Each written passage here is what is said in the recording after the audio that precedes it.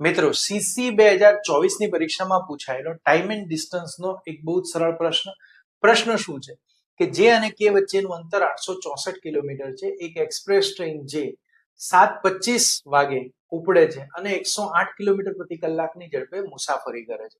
Train રસ્તામાં 1 કલાક 20 minute ઊભી રહે છે, તો ટ્રેન કે સ્થાને કયા સમયે પહોંચશે?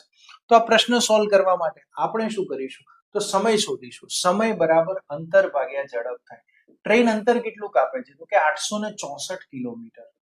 અને એની ઝડપ કેટલી આપી છે? 108 કિલોમીટર. તો 108 વડે 864 ને ભાગીએ તો 800 અને 64 8 કલાક થાય. તો ટ્રેન 8 કલાક મુસાફરી કરે. તો 7:25 ની અંદર હું 8 કલાક ઉમેરી દઉં તો 8 ને 7 15 15:25 થાય. પણ આ 15:25 એ ખરેખર છે શું?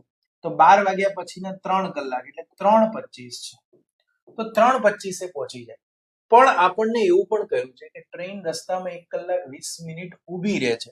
તો આપણે આ 1 કલાક ને 20 મિનિટ ઉમેરવા પડશે. તમે આની અંદર 1 કલાક 20 મિનિટ ઉમેરો એટલે તમારો જવાબ આવશે 4:45. તો ટ્રેન 4:45 એ પહોંચી જશે, જે ઓપ્શન ડી ની અંદર આપેલું છે. મિત્રો, જો આપ આવનારી સીસી, પીએસઆઈ કે કોન્સ્ટેબલની પરીક્ષાની તૈયારી કરી રહ્યા છો તો હું આપની માટે લઈને આવી રહ્યો છું ગણિત અને રીઝનિંગની ફ્રી લાઈવ બેચ. તો તમારે કોઈ કોર્સ જોઈન કરવાની જરૂર નથી. તમે યુટ્યુબની અંદર આ બધા જ ગણિત રીઝનિંગના ચેપ્ટર બહુ જ સરળતાથી કરી શકશો. તો આ માટે જોડાયેલા રહો YouTube channel Shailesh Patel institute સાથે. આભાર.